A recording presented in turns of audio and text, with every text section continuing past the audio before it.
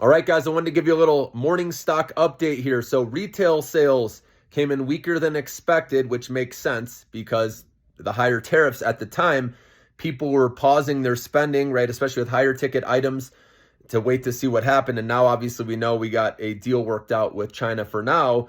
And so I think retail sales could be better, next one. So I'm not as worried about that, okay, this reading.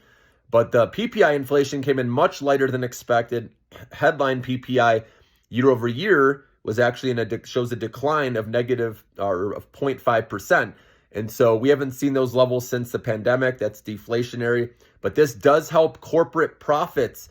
So tariffs in the headlines are going to, make people fearful, and companies can now pass these costs along, even though their costs are less right now. I'm not saying they won't go up later, okay? Once, these are felt more with the tariffs, even though they've been reduced, there's still higher tariffs than before. So Walmart, for example, said that they're going to be raising prices still on some goods, with these hikes, even though they're less than before, okay?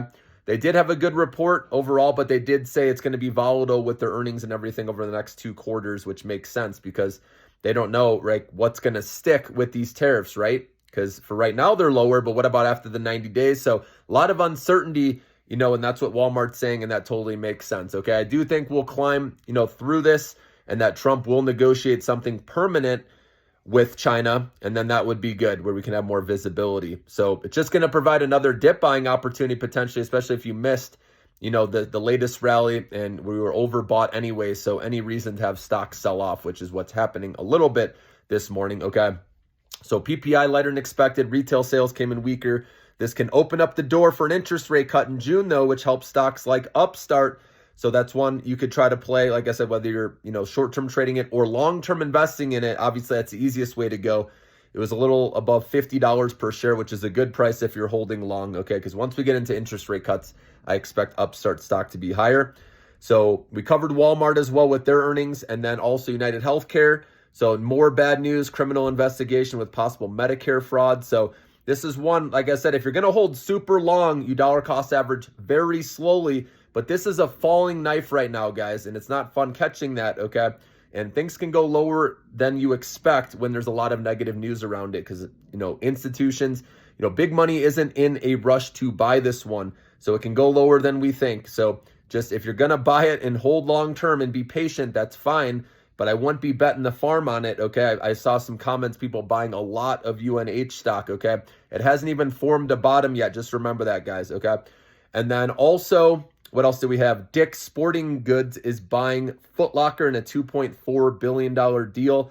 And I got a question on what happens to Foot Locker stock, after that. Usually what happens is the shares you have or had in Foot Locker would convert to shares of Dick's Sporting Goods if you decide to keep holding. Whenever there's a buyout in a company that I'm in, I usually take my profits with that company. Unless you really believe in Dick's Sporting Goods, right? You got to obviously research them and make sure you want to be with that company now, right? If your shares get converted. I usually sell because after the deal, the stock pops up to, a price, and then it just flatlines there, until the deal goes through. So that's what I do personally. So hope that helps you understanding, what happens when a buyout happens.